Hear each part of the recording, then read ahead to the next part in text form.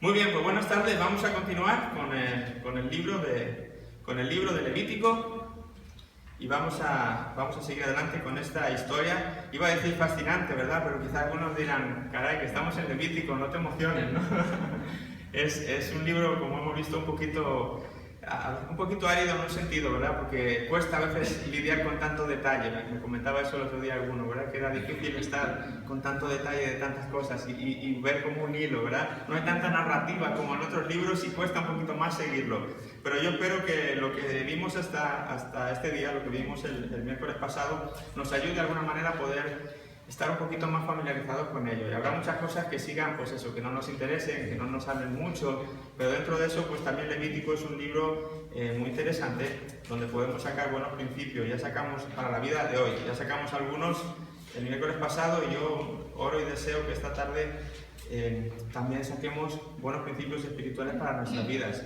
Decía antes lo de fascinante y emocionante, porque hoy vamos a ver uno de los capítulos y una de las partes de este libro que a mí me ha emocionado mucho al volver a releerlo y al volver a repasarlo. Yo quisiera que Dios hiciera lo mismo con cada uno de vosotros en esta tarde, porque para mí ha supuesto como ha sido un refresco, y también ha sido como un momento muy especial por el momento en que ha venido, ¿verdad? Porque el domingo tuvimos un tiempo muy especial también aquí para los que ya estuvieron, y como muy oportuno, un tiempo muy de Dios. Y esto viene a como dos piezas de un rompecabezas que se unen.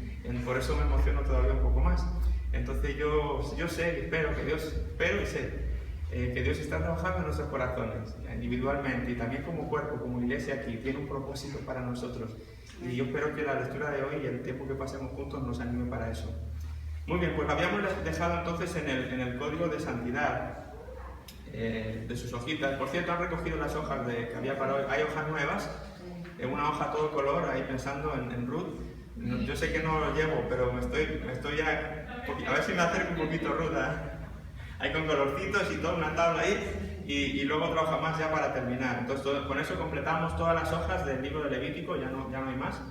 Entonces hoy estamos en los capítulos del 17 al 25, que es el código de santidad, y dice ahí que esa sección de estos capítulos tiene varias partes. En la primera parte iría del capítulo 17 al capítulo 20, y dice que trata sobre la santidad personal y social del día a día, ¿verdad? Del pueblo de Israel. Cómo podían ellos ser santos de una manera personal y también en sus relaciones sociales los unos con los otros, en su día a día, no solamente en una fiesta o en un momento dado en el templo, sino como decimos a veces, que el cristianismo no es para los domingos ni para los miércoles. El cristianismo se vive todos los días, en cada minuto, en cada segundo. Somos cristianos y no dejamos de ser luz y de ser sal, estemos donde estemos y sea el momento que sea. Así que esta parte lidia un poco sobre leyes respecto a eso.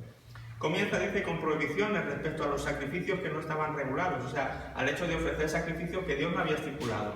Ellos quizá eran dados a esto porque venían de un país donde esto se hacía, de Egipto.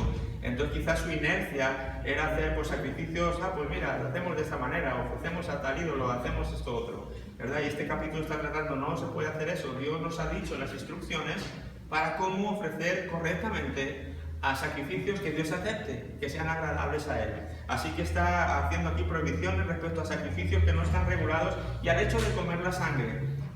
¿Por qué hace referencia a esto? Dice que es algo que iba dirigido a contrarrestar, leemos ahí, las prácticas de los cananeos, que era la idolatría y también comer sangre para recibir la fuerza de la vida. Ellos pensaban que comiendo la sangre de alguna manera recibían la fuerza de la vida en ellos, y eran costumbres que ellos tenían arraigadas, y posiblemente los israelitas podían de alguna manera querer imitar esas conductas, y aquí Dios les está diciendo, esto está prohibido, por así decirlo, esto no se puede hacer. Hay algunos versículos ahí que luego pueden indagar más sobre esto.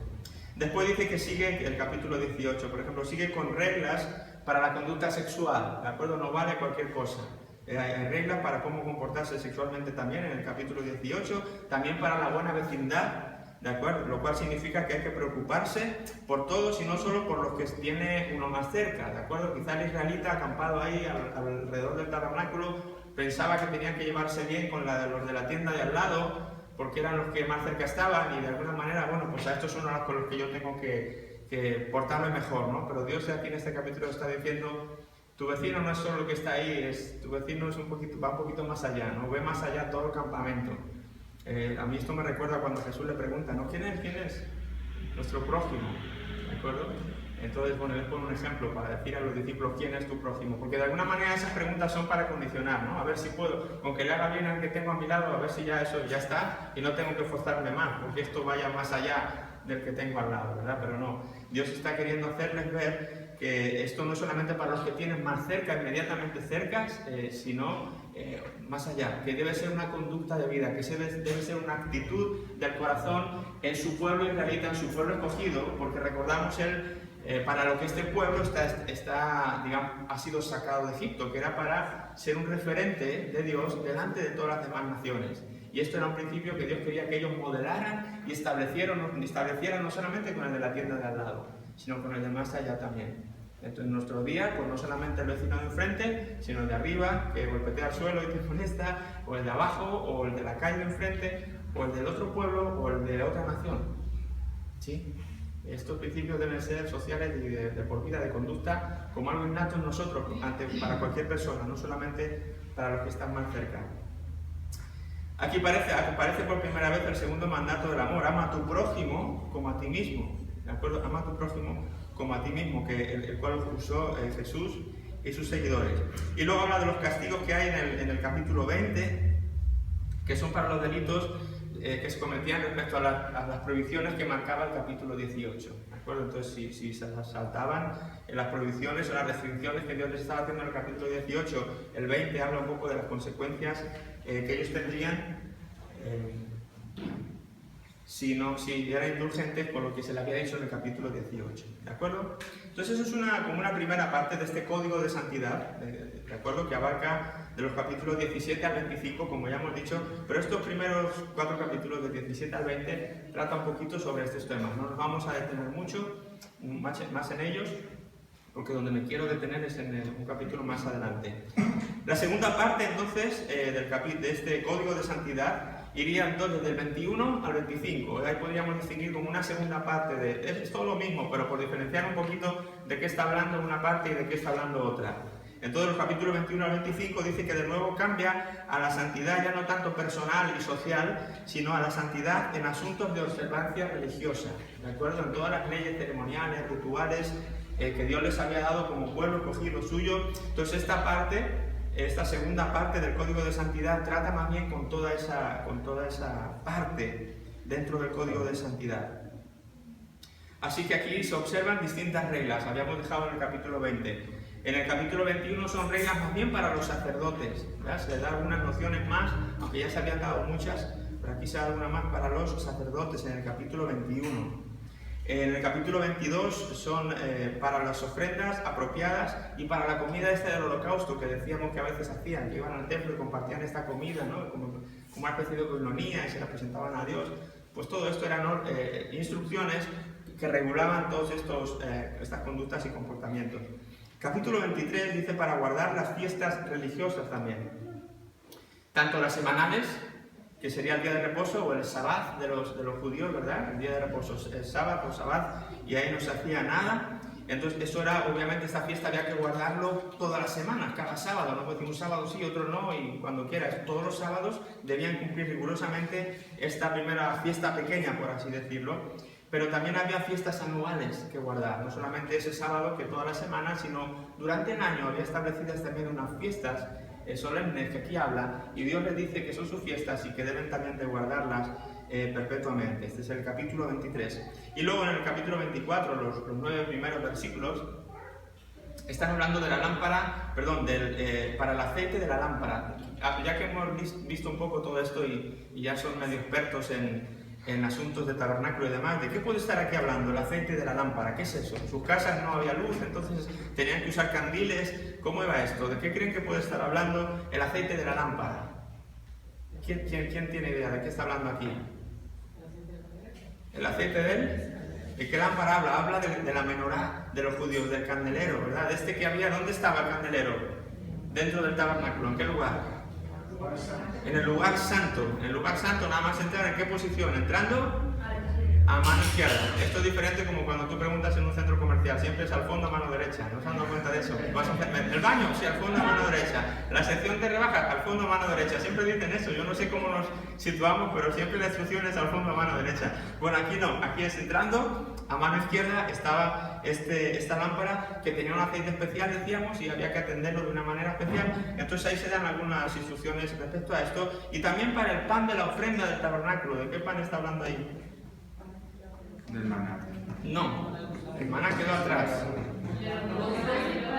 Los panes de la mesa de la proposición, que estaba ¿dónde? Ahí sí, entrando a mano derecha. A ver si ven cómo al final terminamos diciendo esto. No en el fondo, pero entrando a mano derecha, ahí quedaban los panes de la proposición y el sacerdote. Entonces, algunas instrucciones más para los sacerdotes en cuanto a estas cosas, ¿de acuerdo? Muy bien, pues básicamente queda una parte final de esto del código de santidad, pero estas serían las dos partes principales. Y yo me quiero centrar en el capítulo 23. No me pregunten por qué, ¿verdad? Pero yo creo que Dios me detuvo aquí. Cuando yo estaba preparando todo esto, Dios me hizo un alto, ¿verdad? Para. Y me dirigió su atención a este capítulo. Y pues, no entiendo bien por qué, pero pues, alguna razón habrá con todo esto.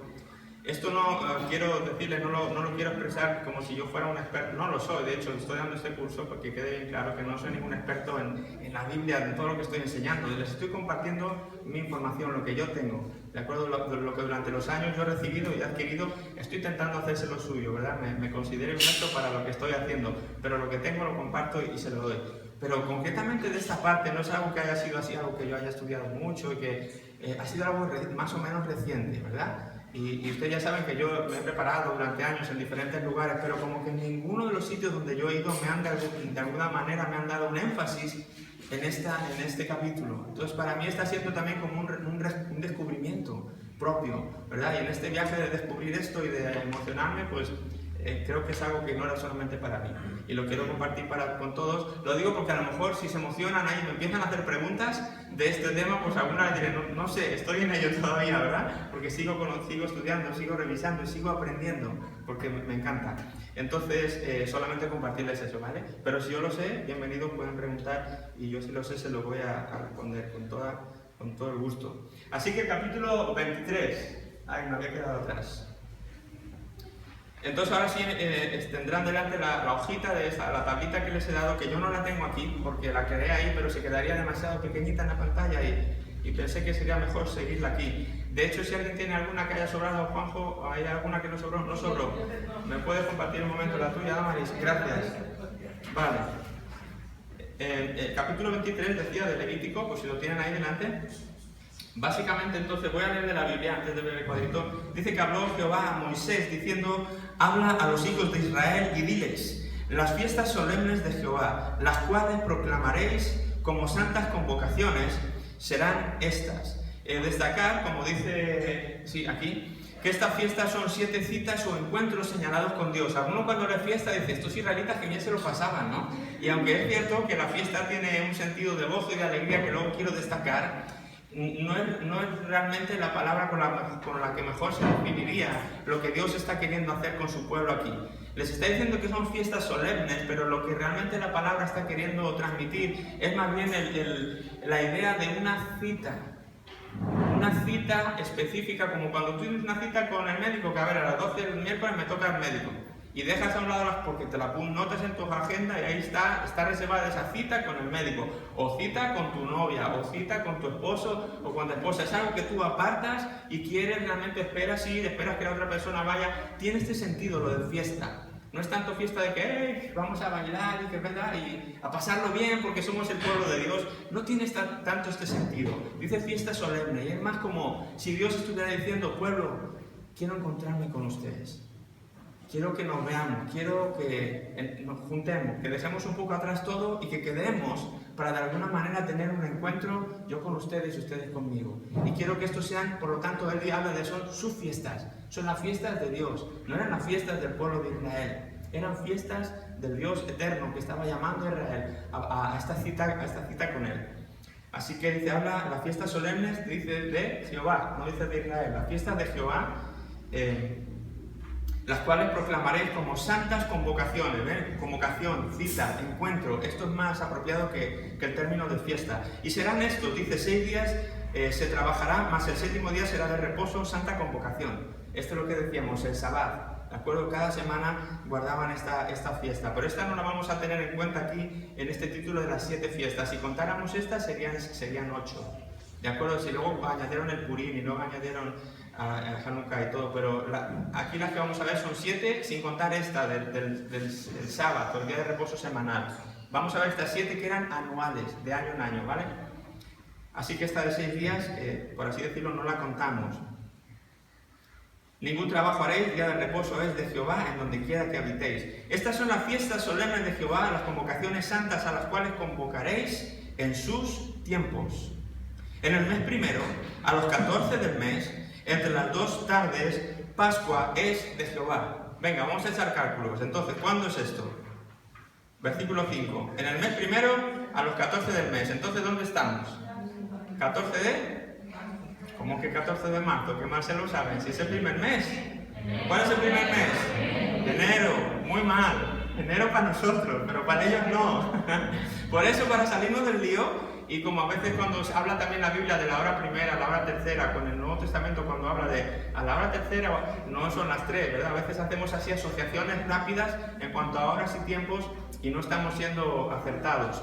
Tienen aquí en la hojita que les he dado, en la tablita de colores, van a encontrar un calendario judío religioso, ¿de acuerdo? Un calendario judío religioso. Para el pueblo de Dios, el año, religiosamente hablando, comenzó cuando salieron de Egipto. ¿Recuerdan cuando leíamos Éxodo?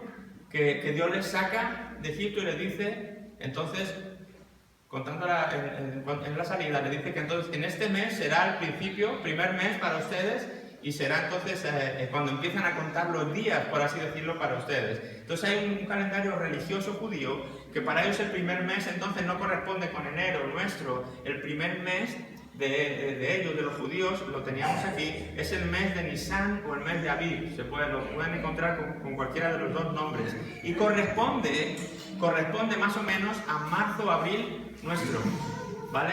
Marzo o abril nuestro. Es un poco lioso todo esto, yo no quiero meterme mucho en lío, ¿verdad? Pero ¿por qué más o menos? ¿Por qué no pone ahí que el 1 de Nisan sea el 28 de marzo, ¿no? O el 1 de abril, ¿por qué no lo damos con días más concretos? Pues no lo damos con días más concretos porque el calendario que los hebreos usan, que Israel usa, no es el mismo que usamos nosotros. Nosotros tenemos un calendario solar, ¿sí? En base al sol.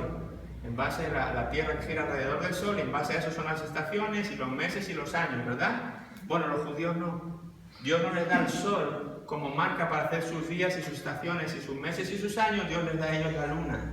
Entonces el calendario hebreo es un calendario lunar, ¿de acuerdo? Y no se corresponde como nosotros, 30 y 31 días, 30 y 31 días, y febrero 28. Sus días tienen 29 y 30.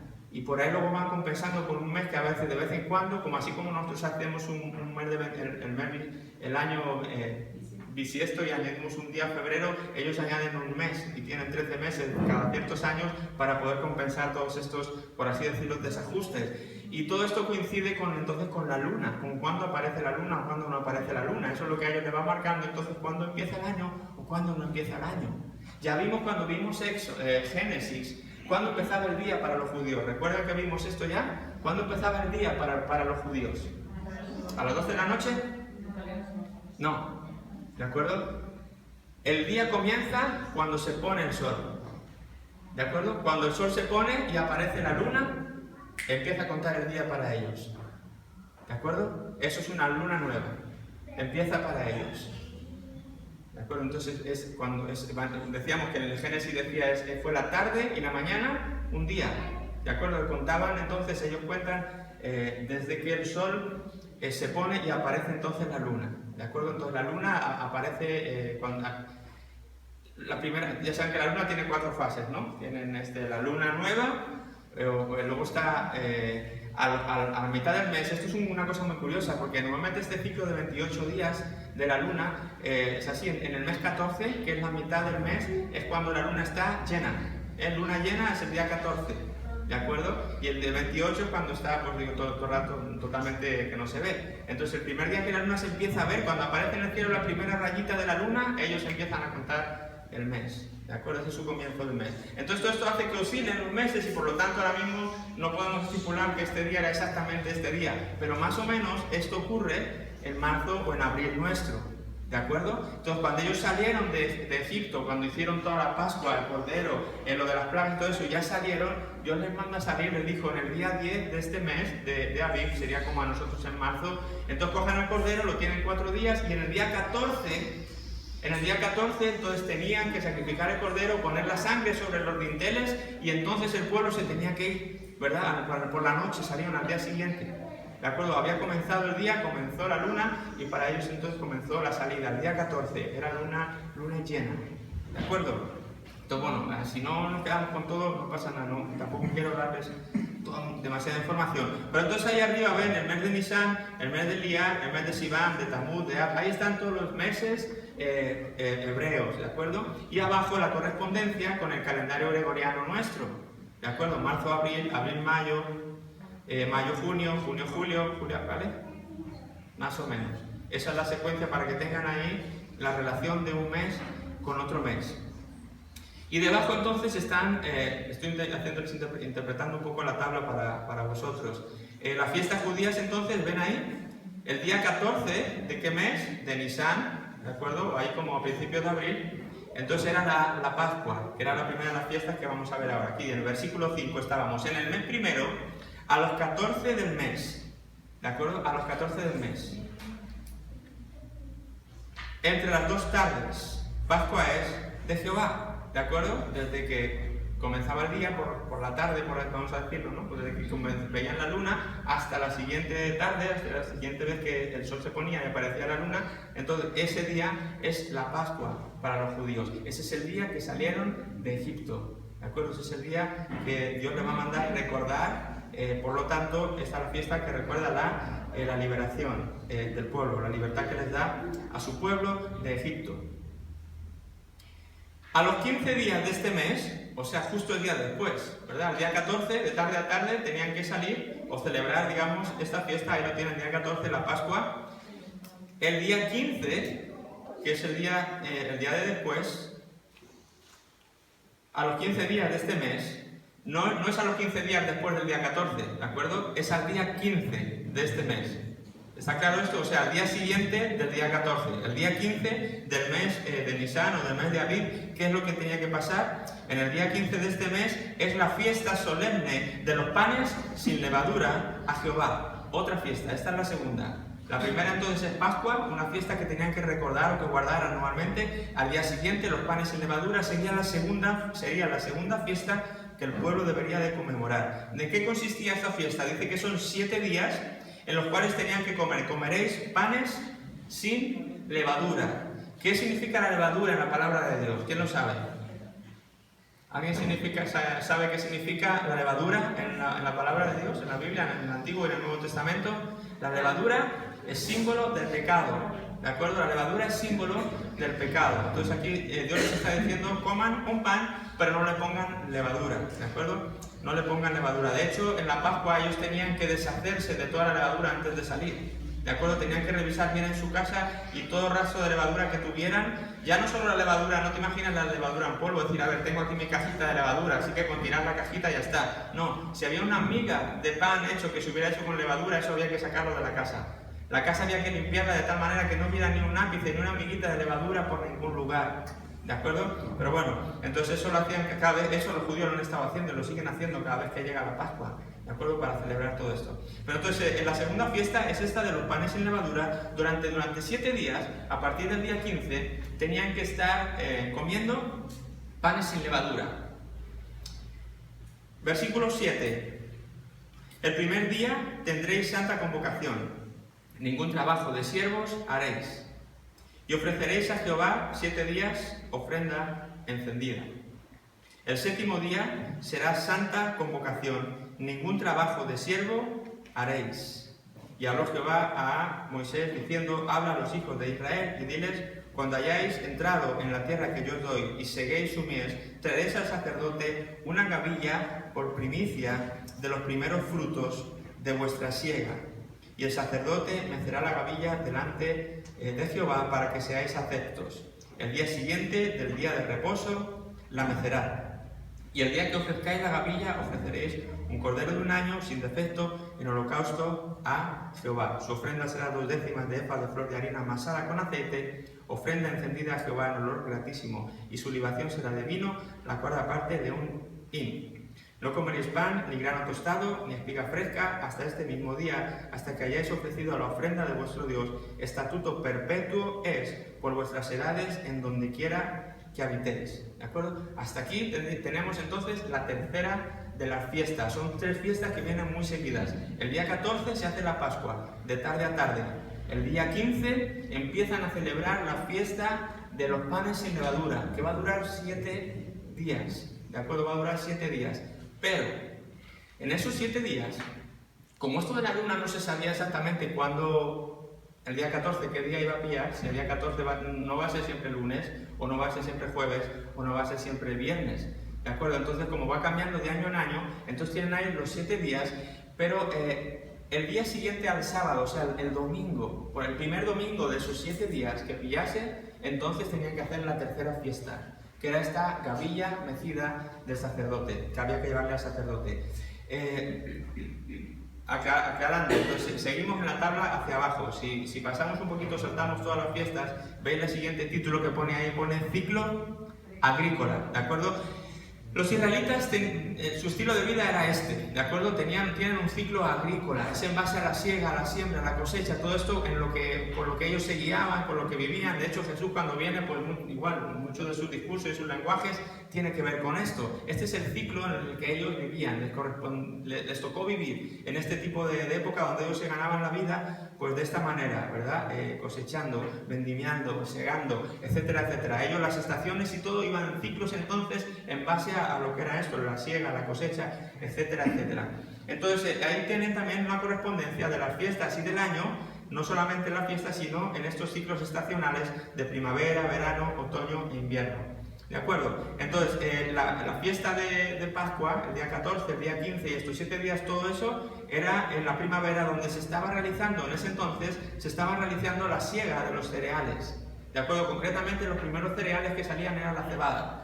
Entonces, en esta época, donde ya podían empezar a cosechar sus primeros frutos de cebada, entonces los israelitas tenían que hacer eso. Con uno de los primeros, de esas primeras siegas de la cebada, tenían que llevar una gavilla, un manojito de esa primera cosecha que estaban empezando a hacer de los cereales, y tenían que llevársela al sacerdote como una manera de decir: aquí están los primeros frutos de la siega que estamos realizando, y anticipamos que va a ser una siega más grande, pero aquí la primera de la siega, de los primeros cereales que están saliendo, se la ofrecemos al Señor. Gavilla mecida. ¿De acuerdo? Esta era la tercera de las fiestas, y esto había que hacerlo el día después del día de reposo. O sea, el día de reposo era el sábado, el primer domingo de estos 7 días, mientras están celebrando los panes sin levadura, entonces el domingo tienen que presentar o hacer o cumplir acudir a esta cita que Dios les hace con él, llevando esta gavilla mecida de cereales, ¿de acuerdo? De cebada. Entonces esta siega de cereales que se está haciendo en estos meses de primavera, por así decirlo, hasta lo veis, hasta junio, hasta que empieza la zona amarilla, que sería más o menos el mes de junio, por ahí. Ahí entonces son estas 3 primeras fiestas cuando se van a cumplir. De momento estas 3, la del día 14, la del día 15 y la del día 17, suponiendo que el día 15 hubiera caído en viernes, ¿vale? Suponiendo eso. Por eso digo que estas fechas podrían oscilar. ¿Vais entendiendo? Porque depende del ciclo de la luna, ¿entendemos? Bueno, si no entendemos, luego seguimos explicando más.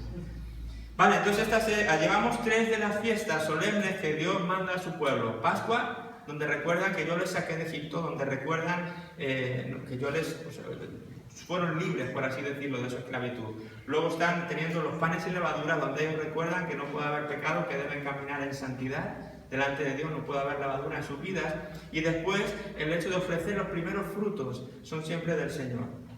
¿De acuerdo? Entonces, estas son las 3 primeras fiestas muy pegadas, muy juntas, en el primer mes de ellos, religioso, por así decirlo, que es el mes de Nisan. ¿Por qué digo el mes religioso? Porque realmente el año oficial para ellos, como para nosotros, ¡Feliz Año Nuevo! Ellos no se celebran el Feliz Año Nuevo en el mes de Nisan, ese es el mes religioso. Ellos se celebran el Feliz Año Nuevo, ellos lo celebran en el mes séptimo, en el mes de Tisri, el día 1, en el mes séptimo, eso para ellos comienza el Año Nuevo. ¡Feliz Año Nuevo! ¿Verdad? Eso corresponde ahí en el mes séptimo. ¿Lo ven ahí justo empezando el otoño?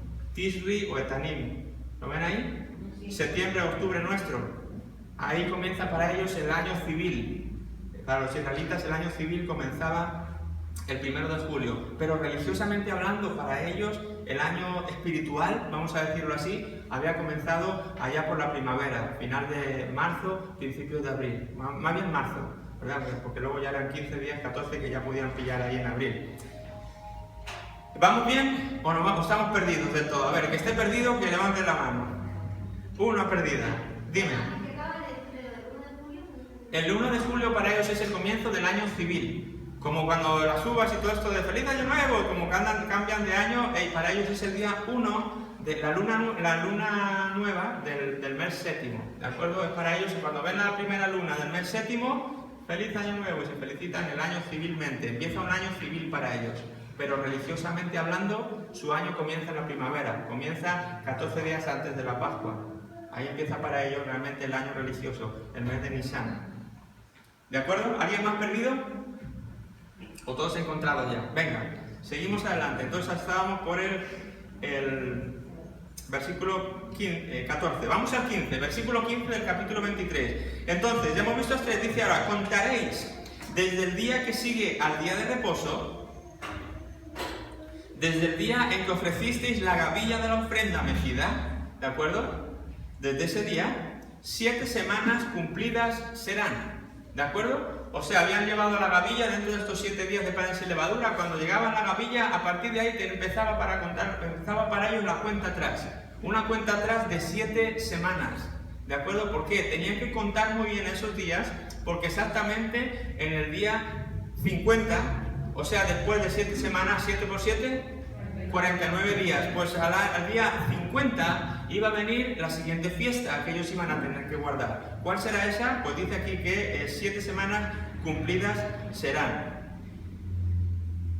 Hasta el día siguiente del séptimo día de reposo contaréis 50 días. Entonces ofreceréis el nuevo grano a Jehová. De vuestras habitaciones traeréis 2 panes para ofrenda mecida, que serán de 2 décimas de efa de flor de harina, cocidos con levadura, como primicias para Jehová. Y ofreceréis con el pan 7 corderos de un año sin defecto, una becerra de la vacada y 2 carneros. Serán holocausto a Jehová con su ofrenda y sus libaciones, ofrenda encendida de olor grato para Jehová. Ofreceréis además un macho cabrío por expiación y 2 corderos de un año.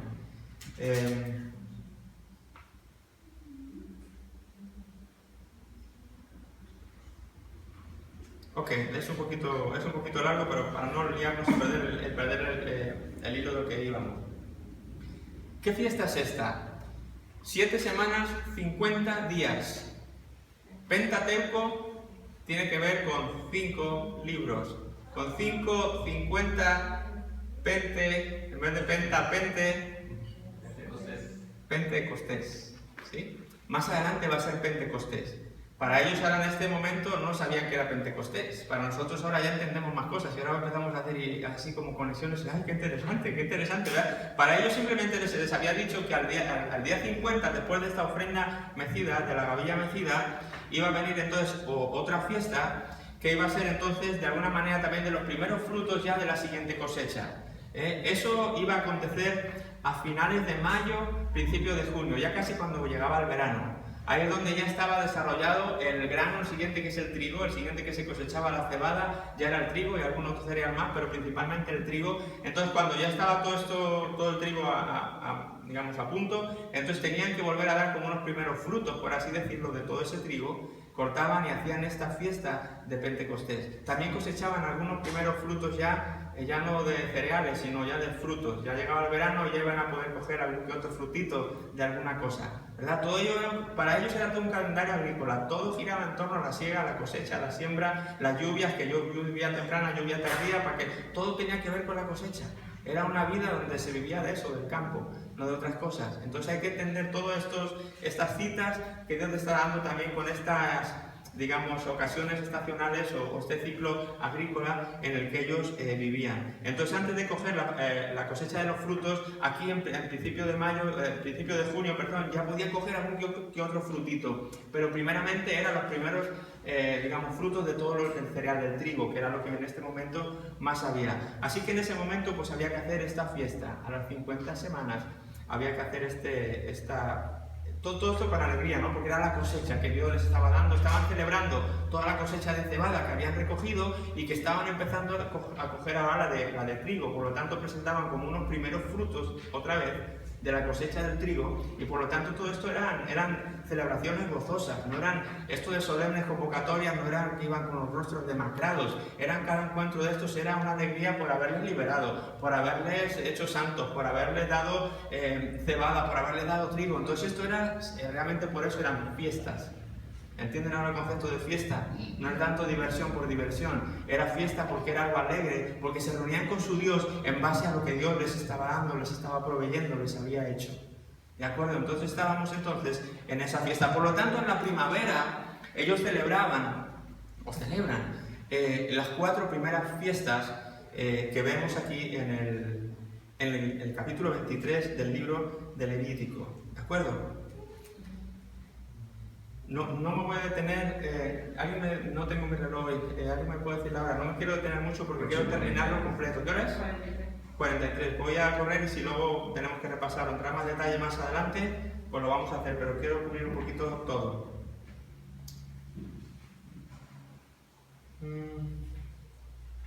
Bueno, el 24 o el 23. Se habló Jehová a Moisés diciendo: habla a los hijos de Israel y diles, en el mes séptimo, ahí va la quinta de las fiestas, hemos visto 4 ya, ¿vale? Pascua, panes y levadura, gavilla mecida y fiesta de las semanas, o de los primeros frutos, o después llamada Pentecostés. Hemos visto 4. La quinta entonces estaría aquí, que le dice: en el mes séptimo, al primero del mes, tendréis día de reposo, una conmemoración al son de trompeta y una santa convocación. Ningún trabajo de siervo haréis, ofreceréis ofrenda encendida a Jehová. ¿De acuerdo? El primer día del mes séptimo, ¿qué hemos dicho que era eso? Año Nuevo Civil. ¿De acuerdo? Ellos lo que celebran ahora, los judíos hoy día, lo que más celebran el día 1 del mes séptimo es el año civil, el feliz año nuevo y todas estas cosas. Pero los judíos religiosos lo que están celebrando también es la fiesta de las trompetas.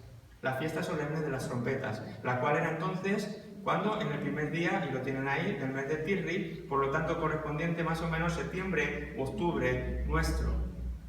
¿De acuerdo? Ahí lo tiene, he puesto trompeta porque no cabía la S, quedaba la S desplazada en el otro lado. La fiesta de las trompetas, ¿de acuerdo? Porque eran 2 trompetas las que daban aviso.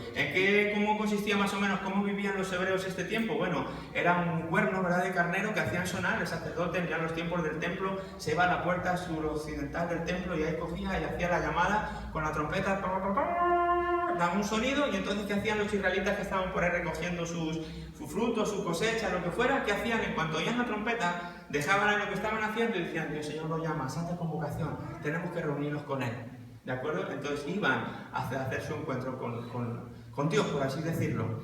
¿Qué ocurría si había un israelita y al lado había otro de otra nación que no era israelita y estaban trabajando juntos en el campo? Quizá mi campo era hasta aquí y ahí empezaba el campo del vecino y el vecino no era israelita, yo sí. Pues el día 1, cuando las trompetas sonaban, el israelita dejaba todo lo que estaba haciendo y acudía a su cita. El otro le miraría diciendo: ¿y este tipo? ¿Qué falta de responsabilidad? En vez de coger, estamos aquí recogiendo, se va a estropear la cosecha, lo deja todo y se va. Anda, porque le cunda, ¿verdad? Y él seguía trabajando en su campo. ¿Sí? Jesús habla algo de esto. ¿Sí? Que dice: 2 estarán en el campo. Uno estará, ¿verdad? Y uno será tomado y uno será dejado. Empezamos a hacer conexiones. No me quiero emocionar porque las conexiones no las he empezado todavía. Estaba intentando contar nada más cómo eran las fiestas. Sí, ¿verdad? No, pues el miércoles que viene lo volvemos a hacer despacio. Pero es que si me detengo en cada cosa en lo pequeñito, no avanzo. Entonces, si avanzo, sentís que perdéis el hilo, pero no lo vais a perder. Si eso se repasa.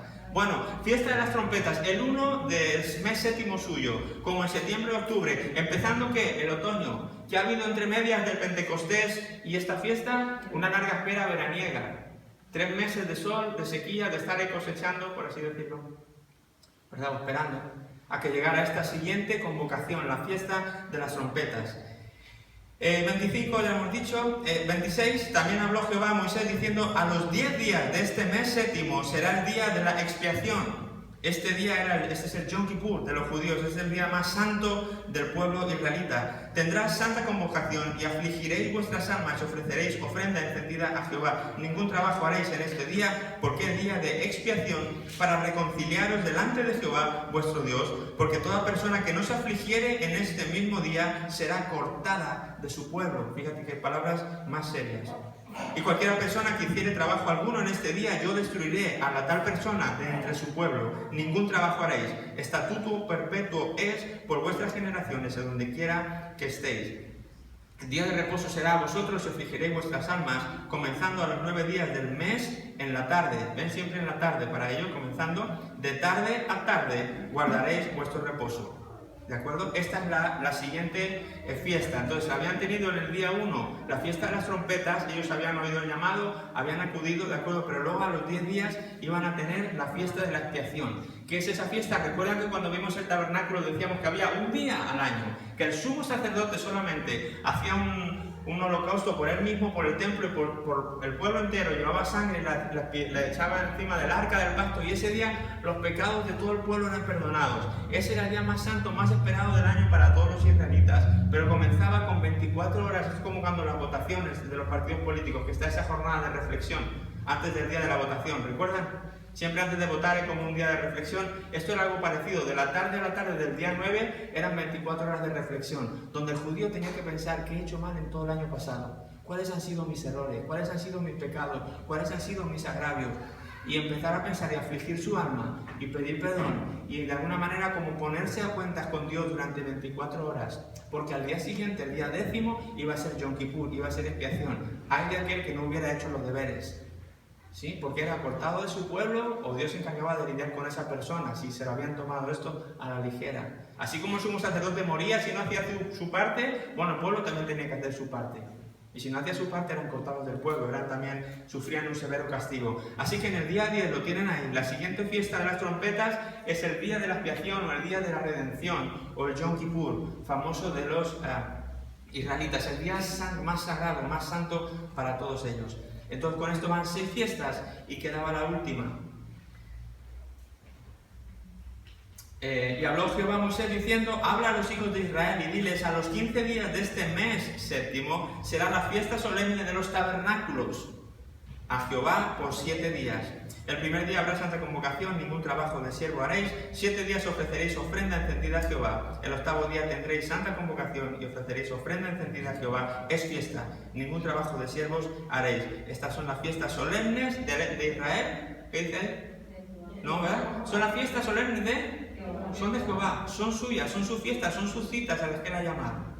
¿De acuerdo? No son las fiestas solo, porque algunos dicen: pero ¿por qué ahora hay tanto interés en las fiestas? Esto es una cosa de los israelitas. No. Estas fiestas son de Jehová, no son de los israelitas. Si son de los israelitas, porque son su pueblo. ¿Pero qué somos tú y yo ahora? Somos pueblo de Dios. Y si son sus fiestas, de alguna manera nosotros tenemos que estar familiarizados al menos con todo esto. No estoy diciendo que tengamos ahora que guardar todo esto, porque mucho de esto ha pasado. Pero sí tenerlo en la cabeza está bien, porque nos ubica en cuanto a los tiempos. ¿Por qué? Porque todo esto tiene un carácter, aparte de recordatorio, tiene un carácter profético también. Es como si Dios estuviera delineando en estas fiestas un calendario de todo lo que iba a acontecer en la humanidad. Esa metanarrativa de la que hablábamos en Génesis, Dios la había dicho aquí en un capítulo, del capítulo 23 de Levítico. Él había desglosado toda esta metanarrativa desde el comienzo de la creación hasta qué va a pasar en el fin de los tiempos. En 7 fiestas está explicado. Está así no muy claro a primera vista, pero cuando uno lo entiende, wow, cara, los ojos se te abren, como me pasó a mí, se te iluminan así, clean.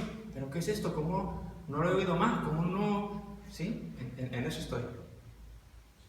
Bueno, entonces más o menos hasta aquí. ¿Cuál es la última de las fiestas? La fiesta de los tabernáculos. ¿Qué recordaba esto? La fiesta de los tabernáculos lo que hacían era, a partir del día, hemos dicho, del día 15 del mes séptimo, se hacían todos los israelitas, las familias participaban, la familia entera, en hacerse una especie de tienda de campaña con ramas.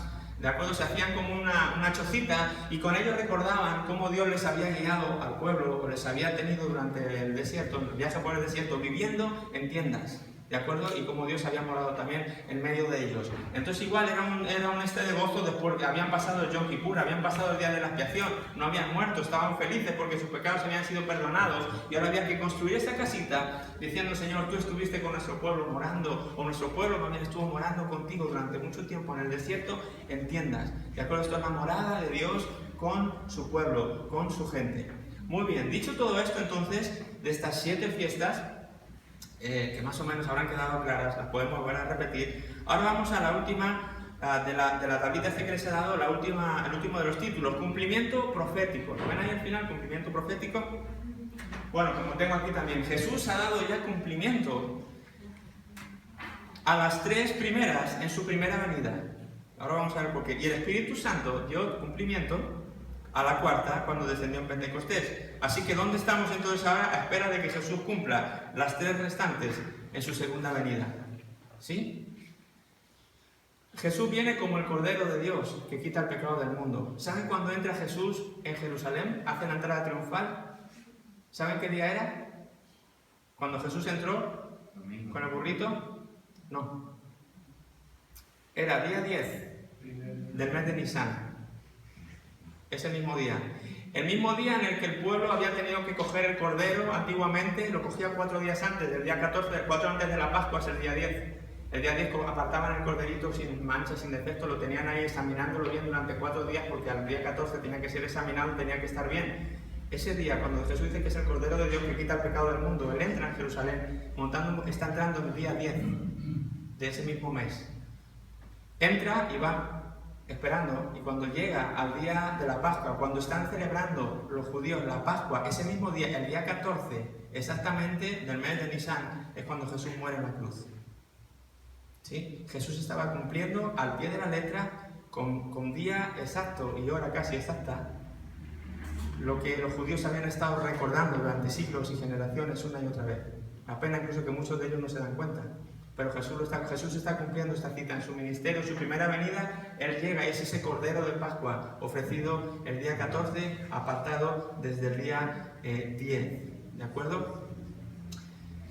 Jesús cumple esa fiesta, perdón, creo que lo tengo aquí, las fiestas ya cumplidas. La Pascua, Jesús acude a esta cita cuando murió en la cruz, exactamente el día 14, del mes de Nisan. La segunda fiesta, los panes sin levadura, Jesús también la cumple. ¿Cuándo cumple esto? Dice que Jesús acude a esta cita cuando es sepultado y venció al pecado.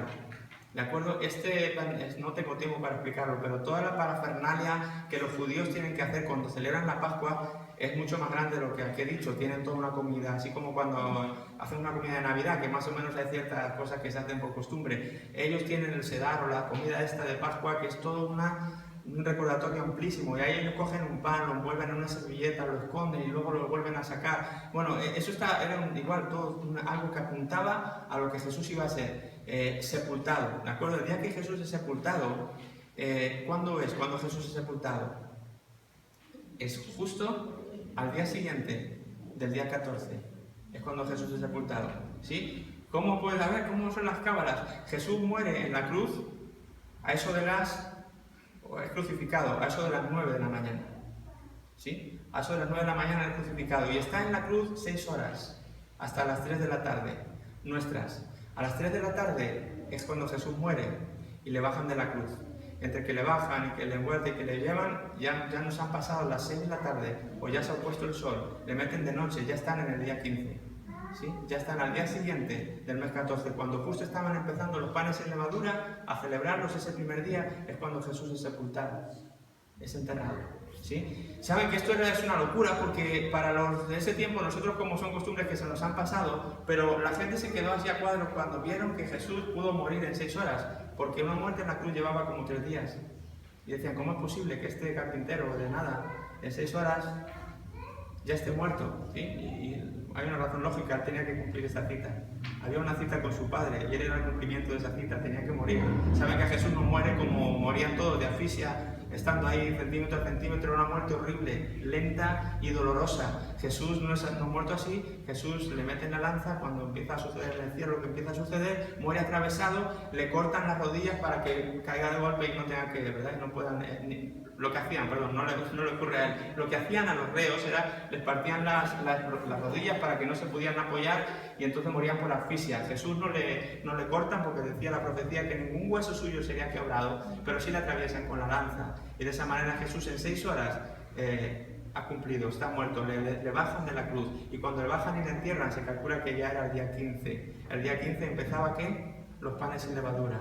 Jesús cumple esta cita cuando es enterrado, cuando es sepultado. La gavilla mecida o primeros frutos, caray, el primer manojito que se presenta como primeros frutos, ¿sí? A Dios, Jesús de alguna manera está haciendo esto también. Acude a esta cita cuando resucitó de la muerte. Él fue ofrecido como primicias de los que resucitan, así como se ofrecía gavilla de cebada en las primicias de la siega. ¿Cuándo resucita Jesús? ¿Qué día es ese tercer día? Sí, pero en números no, del día de la semana. Lunes, martes, miércoles, ¿qué día es? Domingo. El domingo es el día siguiente al sábado, al día de reposo. ¿Cuándo se ofrecía la gavilla mecida? El día siguiente al sábado, el domingo. El domingo que iban a presentar, los israelitas estaban presentando la gavilla mecida de cebada, ese mismo día que, o como símbolo de los primeros frutos, Jesús está resucitando ese mismo día, como una gavilla mecida ofrecida al Padre. Primeros frutos de los que iban a resucitar después. Son primeros frutos porque primero, después de un primero hay un segundo, un tercero, un cuarto, un quinto. Por eso a veces cuando la Semana Santa, acabo de entrar a Weimar y hay un cartel ahí en la entrada de la Semana Santa, y no sé si es la Virgen o Jesús, una cara. ¿Verdad? A veces asociamos esta fiesta de la Semana Santa con esta pasión y todo, ¿sabes? Para ellos no, para nosotros ahora, no debía ser tanto eso. Acordarnos de cómo murió Jesús sería alegrarnos no solo de que Él resucitara, sino que porque Él resucitó como primeros frutos, ahora después nosotros también vamos a resucitar con Él. Somos los segundos, o terceros, o cuartos, o quintos, pero las primicias presentadas, Él es primicia de los que duermen, dice. ¿Sí? Él es la primicia de la resurrección, Él es el primer hombre en resucitar y levantarse y volver a vivir. Y eso lo que garantiza es que después de un primer fruto va a haber una cosecha después que se va a levantar con Él. Entonces estos días de Semana Santa, lejos de ser lo que sufrió Jesús, es ¡hey! Jesús resucitó y tú y yo, por consiguiente, vamos a resucitar un día cuando dejemos este cuerpo, ¿sí? Esto es alegría. Esta es la alegría de las fiestas solemnes de Dios. Son momentos alegres, a pesar del sufrimiento, por eso había hierbas amargas en la comida del Sedar, y por eso hay otra cosa que sí hay que acordarse en su justa medida de lo que Jesús hizo, pero lo hizo para alegrarnos, por así decirlo, con nuestra resurrección con Él. Así que Jesús cumple las 3 fiestas cuando Él viene en su primera venida. Ahora se va y ¿qué dicen? Él resucita, se aparece a sus discípulos, dice el Nuevo Testamento, y cuando se aparece a ellos, ¿qué dice que está con ellos? ¿Cuánto? 40 días. Está con sus discípulos, sigue explicándoles cosas, sigue enseñando con ellos y les dice, bueno, me tengo que ir, ahora ya sí definitivamente me voy a ir, pero espérense ahí, esperen hasta que reciban la promesa del Padre, ¿verdad? El Espíritu Santo que vendrá a vosotros, esperen ahí y cuando entonces voy a enviar en mi lugar a este Consolador, el Espíritu Santo que estará con ustedes. ¿Saben cuándo viene el Espíritu Santo? Ya lo están averiguando. A los 50 días exactamente después de la resurrección de Jesús. El Espíritu Santo estaba descendiendo, ahora es Pentecostés, 50 días después de ese tiempo. ¿Y qué estaba simbolizando? Pues obviamente cuando todos estaban ahí reunidos, dice Hechos, ¿no? Que habían llegado para celebrar la fiesta de los primeros frutos del trigo. Se encuentran con los primeros frutos de la iglesia, 3.000 personas que hablábamos, en lugar de las 3.000 que habían muerto con la ley, ahora con la entrega de la gracia del Espíritu Santo se cosecha unos primeros frutos, por así decirlo, del trigo, que son estas 3.000 personas que son añadidas a la iglesia, en cumplimiento exacto con la fiesta de las semanas o de los primeros frutos que ellos estaban celebrando. ¿No se les hace curioso que exactamente en los días exactos en los que se están cumpliendo, Jesús cumple 1, 2, 3 y el Espíritu Santo exactamente viene en la misma fecha para celebrar Pentecostés? Por eso estaban ahí todos reunidos, de todas las nacionalidades, y Pedro aprovecha esa ocasión y comparte. Bueno, eso es Pentecostés, entonces el Espíritu Santo acude ahí en ese mismo día. Y las 3 que quedan entonces, pues son las fiestas por cumplir. Por eso abajo yo les he puesto la siga de los cereales, abajo, cumplimiento profético, cumplidas en la primera venida de Jesús. ¿De acuerdo? Las 3, las 4, con Pentecostés incluida, ¿la ven ahí? Están todas en la fiesta de la primavera. ¿Cuál es ahora el verano entonces, espiritualmente o proféticamente? ¿Dónde está la iglesia de Jesús que comenzó, de hecho, en ese día? Con la llegada de Pentecostés, el nuevo pacto, la entrega de la gracia en vez de la ley, ahí arrancó la iglesia. Desde ahí se empieza a arrancar la iglesia, comienza la época o la era de la iglesia, y es en la época, en la era profética en la cual estamos ahora tú y yo. Estamos esperando entonces que pase este verano. Yo no sé ahora mismo ya si estamos en junio, en julio, o en junio, en agosto, en septiembre. Yo creo que ya más bien cerca de septiembre, de todo este verano. Creo que estamos más bien cerca de septiembre. ¿Y cuál es la siguiente fiesta que viene? Dice ahí por cumplir, segunda venida. Pues según no lo sabía, Jesús va a volver. ¿Sí? Amén. Jesús va a volver. Sí, por si uno no lo sabía. Creo que no puede quedar uno el rostro igual diciendo que sabiendo que Jesús va a volver. Jesús va a volver y va a volver a por esta iglesia que comenzó en Pentecostés. Estamos en el verano, estamos ocupados con cogiendo los frutos, ¿verdad? Que ellos estaban en el verano, lo pasaban cogiendo los distintos frutos de temporada del verano. ¿De acuerdo? ¿Hasta qué? Hasta que llegara la siguiente fiesta. Era una larga espera, desde Pentecostés hasta la siguiente fiesta de las trompetas era una larga espera. Pero llegará la siguiente fiesta proféticamente que estamos esperando. ¿Cuál es? La fiesta de las trompetas. Jesús acudirá a esta cita cuando en su segunda venida a este mundo, cuando venga por su iglesia. ¿Qué dice la Biblia? ¿Qué dice la palabra de Dios? Con sonido de trompeta, ¿verdad? Y de arcángel, él descenderá y recogerá, 1 Tesalonicenses, 1 Corintios. No tenemos tiempo para ver eso, pero lo vamos a ver. Diferentes versículos donde se nos dice que con el sonido de la trompeta, ¿de acuerdo? Es que entonces Jesús es la llamada de atención para su iglesia, que cuando oigamos el grito de la trompeta es: Señor, ya acabó el verano, empieza el mes de Tinri, empieza este primer día del otoño y ahí vamos, el primer día del mes séptimo. Estamos listos, dejamos el campo y seremos. Esto se habla del rapto, ¿de acuerdo? Veíamos un vídeo el domingo de esto mismo, en esta serie, esta película, Dejados Atrás. Cuenta un poco sobre este tiempo, ¿no? Cómo pueden ser estos tiempos cuando esto realmente suceda. Cuando Jesús venga y arrebate, por así decirlo, a los que son suyos, ¡fum, fum, fum! Y se vayan todos, ¿verdad? Y nos vayamos todos con Él en ese día. Eso será la fiesta de las trompetas. Y ahí iremos, pum, pum, pum, pum. Dios conoce a los suyos. El pastor lo conoce a sus ovejas y las ovejas conocen al pastor. Ese será el momento entonces en que la fiesta de las trompetas tendrá su cumplimiento profético, así como se han cumplido las otras 4. ¿Cuándo se cumplirá la siguiente que nos tocaría entonces después de las trompetas? Del día 1 pues sería el día 10, que era el día del Yom Kippur, el día de la expiación. Jesús acudirá a esta cita cuando juzgue a este mundo en el día del juicio final, ¿de acuerdo? Después de que la iglesia sea arrebatada, va a haber 7 años de gran tribulación, de los que nos hablaba Juanjo el domingo, ¿verdad? 7 años como ningún otro en la tierra, 7 años donde, gracias a Dios, creo yo, porque este es mi punto de vista, hay diferentes puntos de vista, teologías, y para aburrirse, mi punto de vista es que la iglesia va a ser arrebatada antes de que esta tribulación suceda, y vamos a estar haciendo algo que otro día lo explicaré. Porque todo esto también hay que verlo en el contexto que Jesús lo da a sus discípulos, y es en el contexto de una boda judía. Entonces, cuando vemos toda la similitud que encierra a cómo se realizaban las bodas de ese tiempo, uno va a ver cómo el novio se iba, volvía por su iglesia, se la llevaba 7 días a una cámara nupcial, y qué pasaba en esa cámara nupcial, y después las bodas las bodas del Cordero. Bueno, todo eso es en el contexto de una boda. Entonces no tiene sentido que estén celebrando la boda en la iglesia aquí sufriendo tribulación, para mí. ¿De acuerdo? Yo creo que la iglesia va a ser arrebatada antes y vamos a estar en la cámara nupcial, como en esta luna de miel, como novia, como esposa, con el novio, en esa morada que él dijo que iba a preparar para nosotros y que volvería, y que no nos lo hubiera dicho si no fuera así, pero se fue a preparar lugar para la novia. ¿Y cuándo volverá? Él dijo que no sabía, ni siquiera el Padre. O sea, que solo es el Padre que lo sabía, ni siquiera él, porque el día no lo puede, nadie lo sabe, no está determinado, pero el Padre sí lo sabe. Dime. Pero podemos saber esto en septiembre. A ver, yo lo que quiero decir, hermanos, esto es, ¿no? Pero si yo no sé ustedes qué piensan, yo le lanzo la pregunta: si Jesús ha cumplido con esta exactitud la Pascua, los panes sin levadura, la gavilla mecida y Pentecostés, a mí se me hace de lógica que cuando Jesús venga, pues sea en el día en que los judíos estén celebrando la fiesta de las trompetas, allá por septiembre, octubre. A mí se me da que es una pista. ¿Qué día exactamente? No lo sé. ¿Por qué? ¿Por qué no lo sabe nadie? Pues porque, primeramente porque solamente el Padre lo sabe, pero ni por calendario podríamos saberlo, porque ese año no sabemos la luna exactamente qué día va a aparecer para formar el día 1 de Tisri, y por lo tanto no podemos contar exactamente ni el año.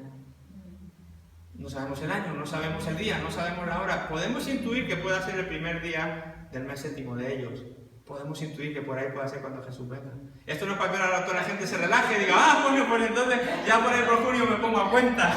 Ahora dice, pero hasta junio vivo como me dé la gana, y Juan Ángel dijo que venía en junio, a ver si iba a venir mañana, y me caigo con todo el equipo. ¿Verdad? Esto es simplemente algo que yo creo en base a ver el pasado, viendo la historia. A no ser que, pero Dios es soberano y puede decir, no, pues es que ahora la quinta fiesta la quería cambiar y no tiene, ¿verdad? Así que él está en derecho de hacerlo porque es el soberano del universo. Pero si todo sigue como hasta ahora, mis cálculos son, y creo que el vuestro también, que cuando Jesús venga será por allá por septiembre o octubre de algún año. El día exacto no lo sabemos. El año completo, o sea, exacto tampoco. Solamente el Padre, cuando diga, hijo, has terminado ya la morada para tu novia, puedes ir a por ella, entonces vendrá. ¿Y qué es lo que decía? ¿Qué es lo cual era la tradición? Por eso digo que todo esto está en un entorno de boda. Cuando Ay, es que se me va el tiempo. Lo dejamos, ¿qué hora tenemos? ¿Es ya el punto? Sí, sí. Ya nos han pasado 6 minutos. Bueno, cuando el novio venía por su novia en Israel, no venía así como... Venía como ladrón en la noche, en un sentido, pero no llegaba así como que la novia se acostaba y decía, Dios mío, como entre mi novio ahora me lleve así, porque la tenía que levantar, la tenía que arrebatar de su, por así decirlo, de su cama y llevársela. Por eso también el rapto de la iglesia es una simbología, incluso de eso. Pero no era así como de que, ay, si me viene y nadie le va a entrar por la ventana y me lleva, no. Iba alguien y avisaba, ¡viene el novio, viene el novio! ¿Verdad? Y no, la novia no sabía qué día, ni exactamente a qué hora de la noche, pero solía ser por la noche, y cuando el novio venía, mandaba a alguien delante diciendo, ¡viene el novio, viene el novio! Y entonces las vírgenes salían, y tenemos toda esa parábola de las 10 vírgenes que encontramos, ¿de acuerdo? Y salen con el aceite, le esperan, o sea que de alguna manera hay un aviso, hay una trompeta, ¡viene el novio! Pero la que es novia se prepara, la que no está esperando al novio seguirá dormida profundamente y roncando, ¿verdad? Pero lo que espera, la que está comprometida y sabe que su novio puede venir en cualquier momento, la más mira, ¡el novio! Y ya está arriba, y ya lo tiene todo prácticamente hecho, no tiene nada más que esperar a que entre y que, ¿verdad? Preparada con su aceite, preparada con sus atavíos, y vámonos, y el novio se la lleva en mitad de la noche, ¿sí? ¿Y dónde va? A esa cámara anuncial que había preparado con su padre, que solamente el padre le daba permiso para volver a por la novia cuando él veía que estaba todo en orden. ¿De acuerdo? Por eso Jesús tampoco sabe. Dijo que fue a preparar morada, pero solamente el Padre sabe cuando esa morada está lista y cuando es el momento de acudir. El Padre va a decir, Jesús, tu iglesia está lista porque has hecho ya bien tu morada, ya por ella. Entonces oiremos la trompeta, y entonces la novia saldrá, y las vírgenes que no tienen aceite, pues ya saben lo que pasa, pero los que tienen el aceite, las que están esperando, somos arrebatados con él, nos vamos a pasar 7 días de luna de miel a esa morada que Él ha estado preparando para nosotros. Después de eso, la boda del Cordero, y después viene la fiesta de la expiación, el juicio final. Jesús regresa con su iglesia, ¿de acuerdo? Después que hayan subido con Él, primero dice que los muertos en Cristo resucitan primero, después los que les toque vivir en ese momento del rapto serán transformados y todos juntos subirán a esas bodas con Él, a esa cámara nupcial, y luego Él va a regresar para cumplir la siguiente fiesta, la de la expiación, el juicio, donde realmente Él va a ejecutar juicio sobre las naciones, sobre la gente, y va a dar el dónde va cada uno, ¿verdad? Los que son, los que no son. Cuando eso termina, las siguientes son los tabernáculos. ¿De acuerdo? ¿Qué es el tabernáculo? O que es el cumplimiento profético de los tabernáculos. Jesús acudirá a esta cita cuando celebre la boda con su esposa y more con ella sobre esta tierra durante 1000 años. La Biblia dice que Jesús va a volver a reinar sobre esta tierra durante 1000 años. El enemigo va a ser atado, Satanás va a ser atado durante 1000 años. Todo va a cobrar un nuevo sentido, y los cristianos, los creyentes reinarán con Él durante 1000 años. Esos serán los tabernáculos. El comienzo de esos 7 días de estar habitando en tiendas antes, y ahora Dios habitando con nosotros. Igual que antes era con Israel, ahora sobre esta tierra. ¿De acuerdo? Entonces se cumplirán tabernáculos, y después de que pase el milenio, cielo nuevo, tierra nueva, y la historia entonces ya, Satanás a su lugar eternamente, y las cosas serán como nadie se imagina. Pero más o menos, ¿ven? Ese sería el cumplimiento profético. Entonces aquí hay una riqueza que es wow, ¿no? Yo no sé, yo digo, esto se tiene que estar hablando más de esto, ¿no? Conociendo un poco más los detalles, conociendo un poco más los discípulos le preguntaban a Jesús, oye, dinos las señales y dinos los tiempos, y incluso les dice a los judíos, ay, ¿sabéis cuándo viene la cosecha? ¿Sabéis cuándo viene el verano? ¿Sabéis cuándo viene la lluvia? Decís esto y lo otro, y no estáis sabiendo, conociendo, ¿verdad? Las estaciones o el ciclo espiritual, por así decirlo, profético, porque está el cumplimiento aquí, que va el cumplimiento a las 3 primeras fiestas y no se estáis dando cuenta, ¿sí? Qué pena que todo esto esté pasando y la iglesia estemos ajena a todo esto. No debería ser así. Son sus fiestas, son solemnes, son perpetuas y nos dan mucho significado. Así que bueno, lo dejo aquí, cierro con esto. ¿Alguna última pregunta que alguien tenga? Qué pena que se acabe. Qué pena que se acabe. Bueno, el miércoles que viene, si queréis, lo repasamos. Quizá podemos incluso parar el modo vídeo, a lo mejor el miércoles que viene, y hacer algo más para nosotros. Si os interesa esto, no sé, luego me dais vuestro feedback y ya vemos qué hacemos el miércoles que viene. Pero bueno, espero que lo que ha sido os haya servido y pues no ha dado tiempo a más. Vamos a orar. Señor, te damos muchas gracias. Queremos con agradecimiento y con alegría y gozo en nuestro corazón hoy pues celebrar que tú vives, Señor, y que tú moras en nuestros corazones y que tenemos vida eterna. Pero a la luz de lo que hemos leído hoy, Señor, nuestro corazón rebosa de alegría, menos el mío, y sé que el de mis hermanos también, de emoción en esta tarde al saber, al poder vernos reflejados en este cuadro, en esta cronología, Señor, que tú nos estás marcando con las fiestas. Gracias por entender que estamos en este verano y aunque es tiempo de calor y a veces bueno, sabemos que después del verano viene el otoño y después de este verano vendrá esta fiesta de las trompetas y que tú un día vas a volver a por tu iglesia, Señor, y que estamos esperándote y diciéndote, ven, Señor Jesús, y que mientras tanto podamos ser esposas responsables, comprometidas, esposas que no están flirteando con otros, que no están despistadas, sino esposas que están centradas en esperar la venida de su novio, de su esposo, para irse con él y morar toda una eternidad contigo. Gracias, Señor, por toda esta simbología. Sigue hablándonos y sigue destapando nuestros corazones y nuestro espíritu a estas cosas que tú quieras destaparnos en estos días, para que podamos colaborar con los planes que tú tengas para esta tierra y completamente para este lugar de Güímar y esta isla de Tenerife. Señor, gracias por lo que estás haciendo, por lo que vas a hacer. Gracias que aún es día de salvación. Gracias que aún podemos compartir las buenas nuevas y aún el mundo está aún a tiempo, Señor, de recibir tu palabra y de aceptarte como Señor de sus vidas y poder unirse a esta iglesia gloriosa que será arrebatada contigo en el cielo un día, Señor. Gracias, te bendecimos y acompáñanos a cada uno donde quiera que vayamos y que podamos seguir disfrutando de tu gracia y compartiendo tu amor con otras personas. Señor, te lo pedimos en el nombre precioso de Jesús. Amén.